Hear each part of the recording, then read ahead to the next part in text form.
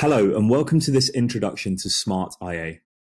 Following feedback and case studies in conjunction with our FE and ITP partners, we understand the importance of quickly and effectively ascertaining a learner's functional skills level, particularly those without a record of prior attainment.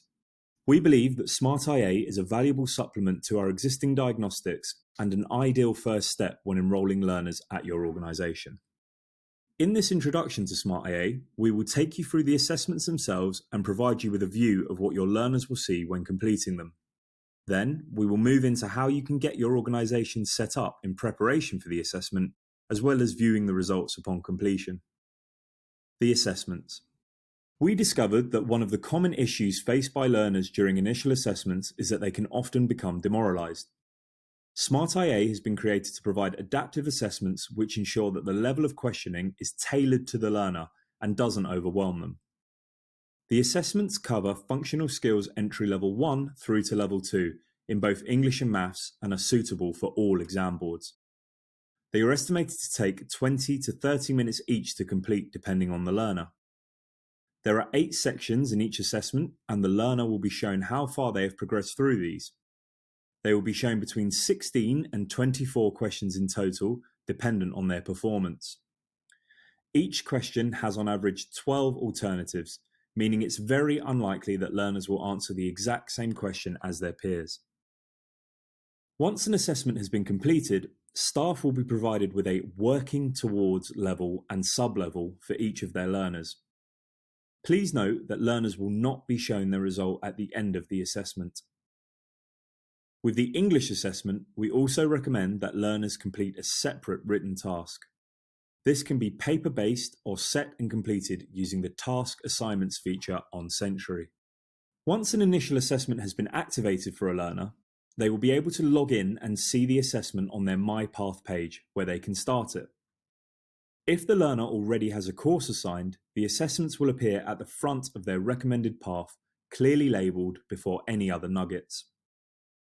Learners will see an introductory video before they start the assessment, which will explain how the assessment works and what to expect.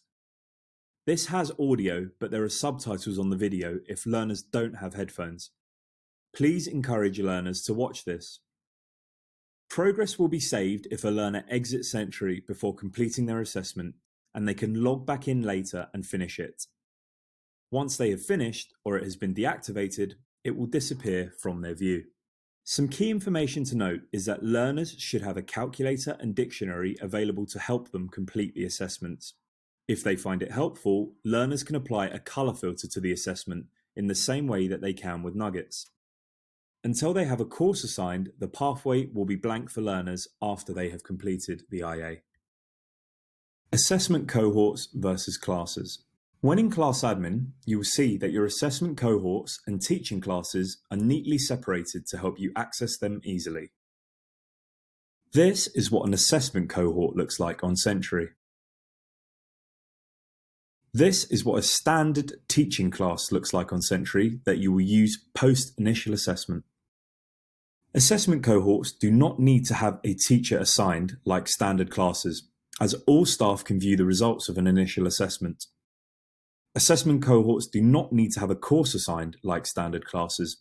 They have both a Maths and English assessment automatically assigned to them, and those with manager permissions can activate the assessment or assessments that are required.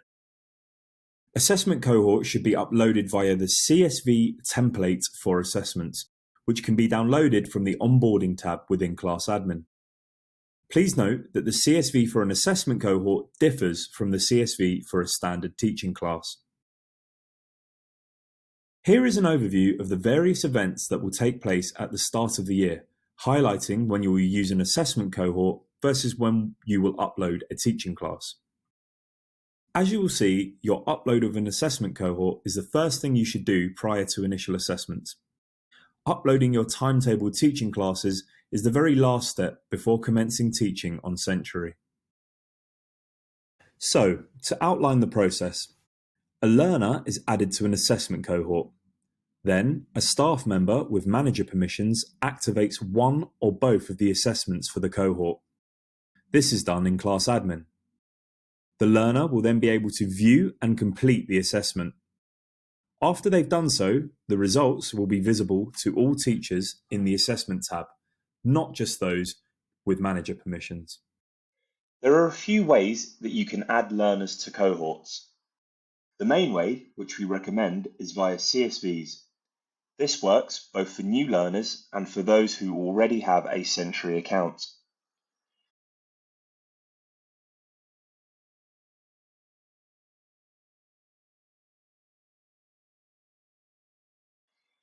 For learners signing up on the day, for whom you don't have details in advance, you can also use our class code feature.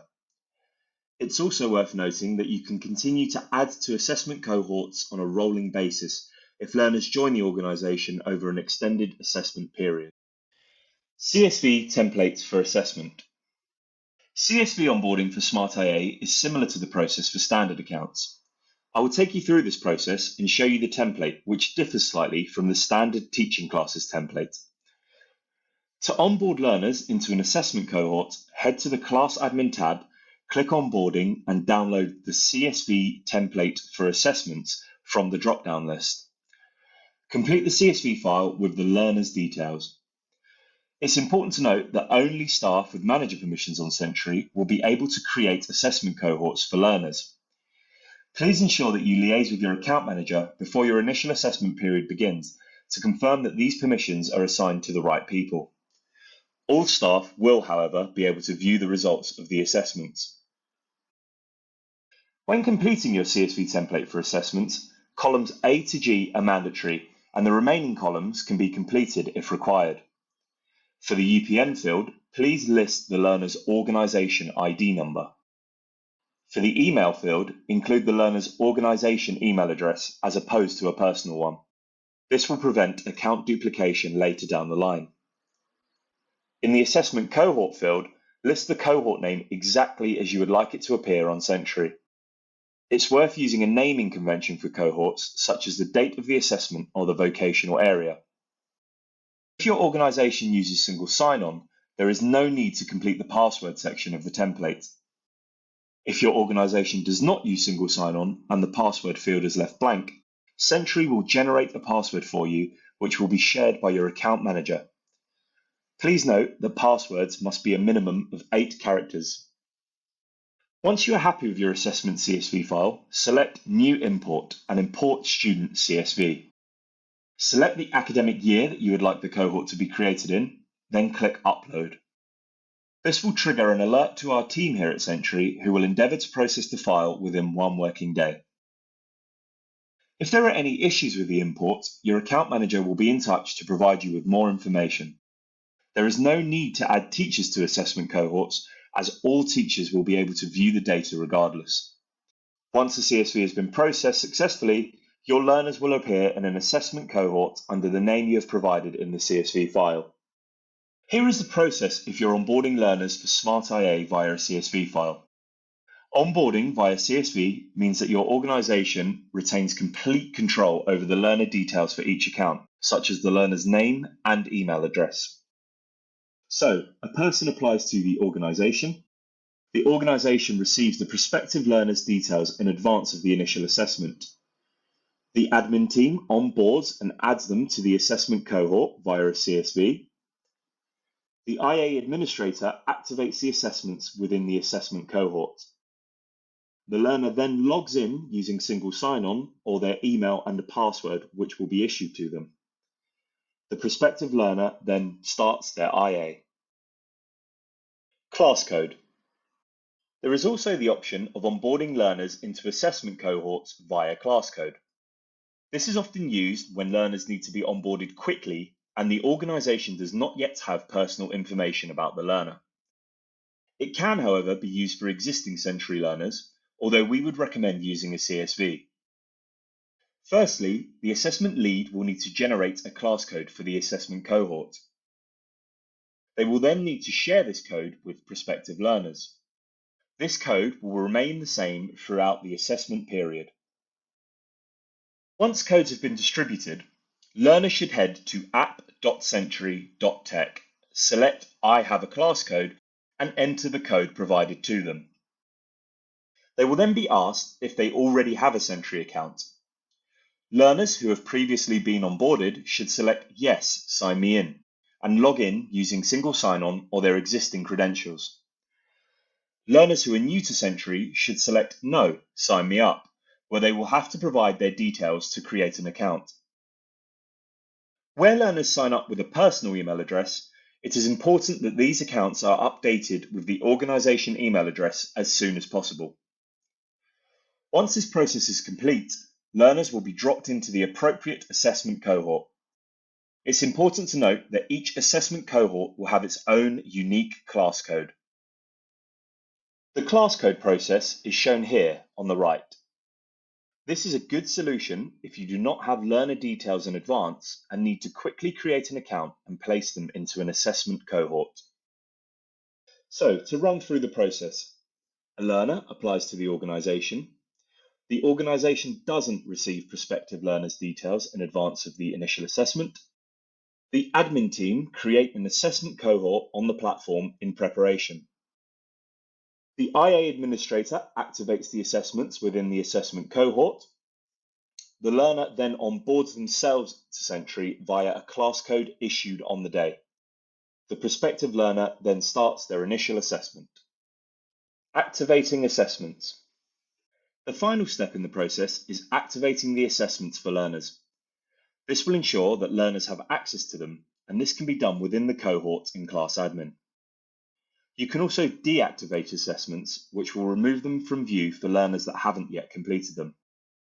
If reactivated later on, a learner's progress will have been saved so that they will be able to finish off the assessment.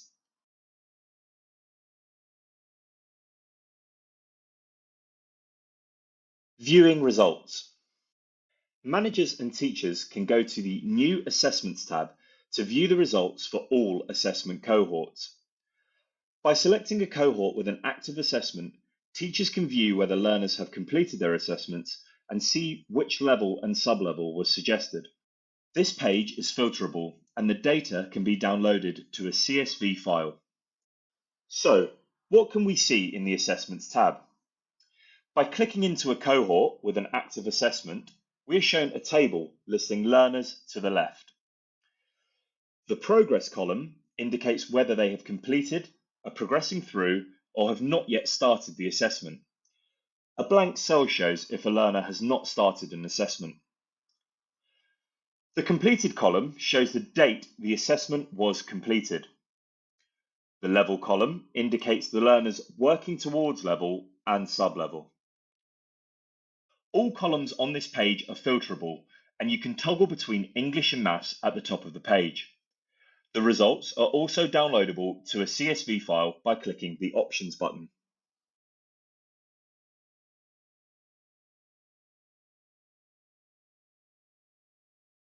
Understanding Smart IA results. If a learner came out at a Level 1 middle, this means that it would be appropriate to enrol them onto a Level 1 course.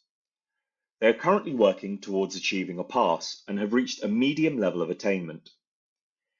A lower sublevel would indicate that whilst working towards a Level 1, the learner is at the lower end of the skills needed to pass the exam.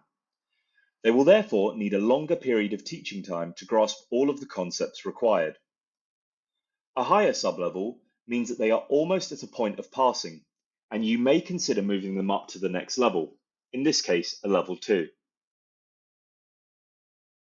Once the learner has completed the assessment and they are ready to use the platform as normal, you can add them to a class in the way that your organisation normally would. In many cases, this will be done centrally by your MIS manager. Many organisations arrange on and offboarding slightly differently, so it would be worth the Sentry lead for your organisation having a call with your account manager to agree a process up front. If you decide that the level shown is below the requirement for that learner to enrol, you'll need to inform Sentry so that we can disable the account. This is likely to be sorted by your MIS team. If you consider the results to be sufficient to proceed with enrolment on a functional skills course, the learner will need to be added to the correct teaching class. If you think the learner could do GCSE, we recommend assigning them to a GCSE class and setting the diagnostics so that you have an additional data point before you make the decision. Once an appropriate course has been assigned, learners will need to complete the diagnostics before a personalised pathway will be generated for them. Next steps. If you would like to use SmartIA, please contact your account manager who will be able to get things set up for you. Ensure that the correct people have manager permissions within your organisation, as only they will be able to add learners to cohorts and activate assessments. It's really important to plan your process for after learners have completed their initial assessments on Century. You'll need to share the information with your MIS manager so that learners can be added to the correct teaching classes. Class teachers will then need to assign learners the diagnostics to complete. It is also important that you review our SmartIA guidance documents on the help page. We hope that you enjoy using SmartIA